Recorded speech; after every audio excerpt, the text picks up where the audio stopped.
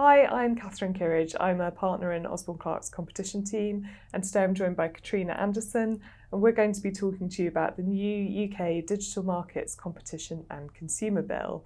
And as it says in the title, it covers both my area of competition law and yours of consumer. And do you want to say a bit about what there is on the consumer side? Absolutely.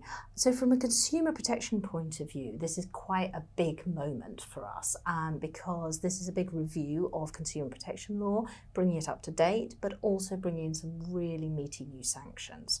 So in terms of new areas, we have a new part of the legislation which is going to effectively create a subscriptions regime. So if you operate a subscription business model, there'll be a whole new set of requirements, reminders, pre-contractual information, cooling off periods. There's also a focus on creating new blacklisted offences. So the government has given itself the power to create new blacklisted offences. It's anticipated that this will initially be to do with reviews, but also things like greenwashing and drip pricing are on the agenda. And then the final piece is this sanctions piece.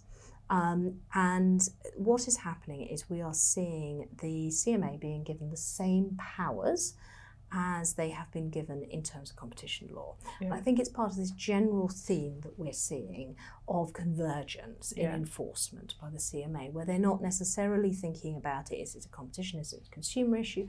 They're thinking about, well, what powers can I use?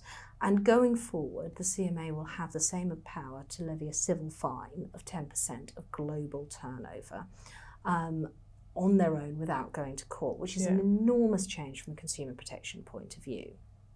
Competition style fines. It is competition style fines, yes.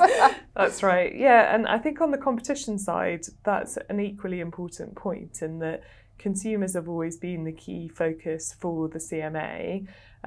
But historically, if they want to levy fines, it has to be with that kind of competition hat on. And I agree that I think we're going to see the two areas much more intertwined now, and it will be kind of focused on harm, using the right tool to get there. And kind of with that in mind, lots of the focus of the new bill has been around the regulation of the kind of largest technology firms, which will be designated as having strategic market status under this bill. And that is all in there and will be a big change in that those companies that are designated SMS will have to comply with these new kind of mandatory codes of conduct from the CMA. But actually the bill goes much broader than that, and we're seeing changes to the merger control regime, changes to investigations, things like now that so many people are working from home, there'll be greater powers to investigate, do dawn raids in people's houses, greater fines if you don't respond to requests for information. So actually we're seeing a kind of beefing up, it feels like, kind of across the board on the competition side too. We and some of our colleagues are going to be talking about those and some more videos, and so if you'd like to hear more about this bill and how it might affect you, please do come to oc.com for more contact or reach out to your normal OC lawyer. Thanks, Katrina. Thanks, Catherine.